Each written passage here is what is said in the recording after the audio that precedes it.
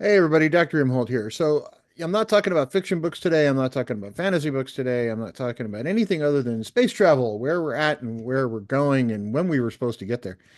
So if you're old enough to remember sort of the Space Lab days and later Apollo, I was born in 72, so I was post moon landing. And when I was a kid, we grew up as that was history. We knew it as sort of one of those things that occurred. I've met people who were involved in the astronauts who were Apollo astronauts who landed on the moon. But it a lot of things pop up online about, oh, was the moon landing a hoax? Are we really going to Mars? It is just money funneling into the Elon Musk companies. And I wanted to kind of talk a little bit about kind of how we got where we are. And I was cleaning out my book collection, including my late father's, recently, and I came across this old analog from 1981 that has this analog was a monthly subscription you could get in magazine. Here's my copy of that particular one. That came every month. It had some science fiction, some science fact, some great sci-fi authors got their start in it. But that particular month, it had something about a Mars mission that was supposed to happen in like 1995, and here we are in a lot later than that, 30 years later, and we still hadn't happened.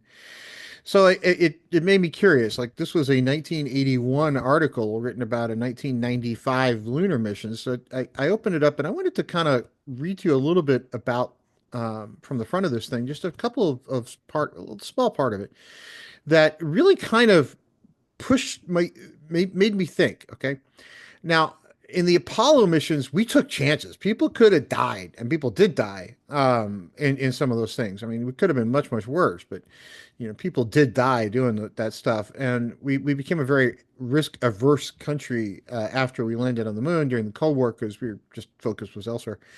But the article is interesting because it is science fact. It is written by a man named who was this written by? I had it.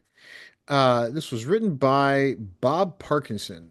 So Bob starts off with, imagine for a moment it's a Tuesday in 8th November 1994. Now, those dates are very well known of when you have to launch because of launch windows. You want to launch when Earth and Mars are in position to make the trip the shortest possible. Otherwise, you got a lot longer travel to do, and that makes a big difference. Now, okay, he goes on for the past 2 months, a series of 8 early morning launches from the Cape shuttle vehicles have been bringing components uh, of the expedition into precisely defined low Earth orbit. Now, 3 long ships ride in formation around the Earth, watched from a safe distance by the checkout crew ab- aboard the final shuttle orbiter. Um, Aboard the ships, the crew watch changing computer displays, assure of the readiness of the system, and listen to the reports of the ground controllers from Earth as the sun sinks below the curvature of the planet in the final seconds and the countdown ticks away. At zero, 4 engines blast the boost stage of each ship burn into life, accelerating the ships away from the watching shuttle and up and out of the Earth, as illustrated in an article in a sketch in the article.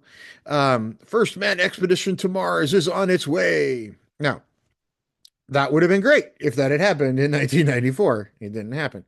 Well, he goes on to kind of point out some interesting things that occurred that are probably going to prevent that. Even in 1981, it was obvious this wasn't really going to happen. And he goes on to say, in 1970, at the height of the success of the Apollo with Apollo, NASA outlined its plans for a manned expedition to Mars before the end of the century. That was a pessimistic scenario. Actually, they'd hoped for the first expedition to take place about 1987. Their plan was for 2 nuclear-powered spacecraft assembled in orbit carrying a dozen men uh, and 2 landing craft on a 600-day journey, which would not only visit Mars but swing past Venus on the way back to speed up the total journey using gravity slingshots. Gordon Dixon dramatized the concept in the pages of a novel called The Far Call. The problem was that the key item in this whole uh, proposal was the Nerva nuclear stage, and Nerva was canceled in 1972. And with that cancellation, NASA's plans for extending manned exploration program. Not only an expedition to Mars, but plans for return to the moon were shelved indefinitely. And now, in 1981, only shuttle remains of NASA's original plans for an integrated space transportation system. And even that has been emasculated by limited funding with constant need for economic justification. Now, the U.S. Capability in space today is actually less than it was in 1970, and that was written in 1981. Now, what does that mean, right? So, how are you going to get to Mars if you don't have anything in space? Well, the articles is pretty long, but it actually goes on to show you all kinds of things about it, including what a potential orbiter might have looked like. And I have the diagram for you right here. So, they wanted to assemble this orbiter and send it off. So you had a little bit of crew space, space for supplies, solar power, all kinds of stuff to get you up to this for the 600-day journey. Because 600 days for a dozen crew members, you got to carry a lot of food, a lot of water. You got to be really careful with that. Otherwise, somebody's not coming home. And even then, maybe somebody's not coming home. But it, the key line in there is economic justification. So when you hear a lot of people argue about, well, if we went to the moon, how come we never went back? What's the economic justification for going back?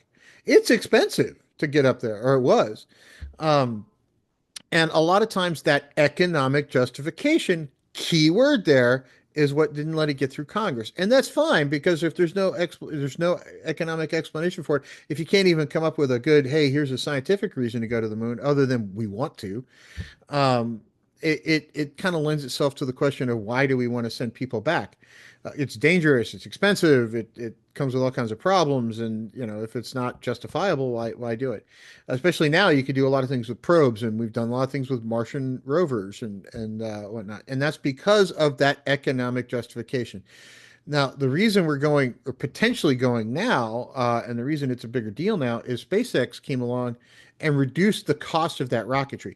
NASA is still got the record on how far you can get one into space. They're still, human wise, they got us to the moon. SpaceX hadn't even come close to that. They may someday do it, but NASA still leads that charge, leads that record, and they did it in the 60s and 70s. But that economic justification part is the important bit. And what's going on today, and the reason it's becoming more and more possible and more probable that these things are going to take place, is because the cost of doing this has come down. It's just because we've gotten better at the technology, we've gotten better at the manufacturing, cost has come out of it, risk has come out of it, and now you got a shot to actually get back to it. Now, is it 30 years later than we could have? Sure, but that 30 years ago, we would have had to take a lot of risks that we don't necessarily have to take today. So, uh, is the time right? That's for other people to decide. Would I get on a rocket ship and do it?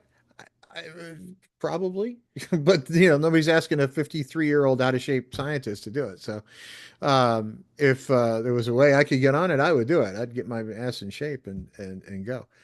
But it's not for everyone. It's really going to be, at least the first couple of trips are going to be brutal. They're not going to be friendly, days, weekends at the spa kind of trips. It's not going to be like getting on, a cruise ship and going to the Bahamas. It's a whole different world. But I do hope we make it. And that economic justification part is why we've never been back to the moon, because there was really no reason to do it. There actually was no economic reason to do it the first time. But there was a Cold War reason to do it.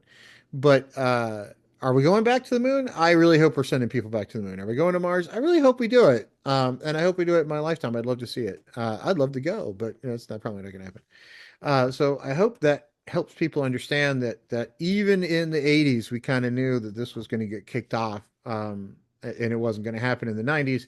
And yeah, NASA didn't make a bunch of their goals, but again, that hey, we couldn't justify it economically stuff really came into play. And that's why we haven't been out of low Earth orbit since then. So, the shuttle was what the shuttle was. It did what it was designed to do, and it was designed to go into low Earth orbit, and it did that. SpaceX has different goals, and they are doing that in a way that makes it economically viable to do a lot of things you couldn't do before. So I think we're in an interesting spot. I think the next 10 years are going to be a lot of fun. So back in 1981, we knew there were issues and some of the same issues we face today with that economic justification.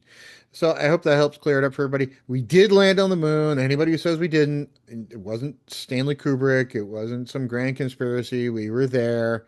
Humans landed on it. If you don't believe that, I'm sorry. You're wrong. But feel free to believe whatever you want to believe. I don't really care. So hope everybody has a great day, and we'll see you soon. I'm going to be doing some more fiction book stuff here probably this weekend. But I hope everybody has a good one. See you soon.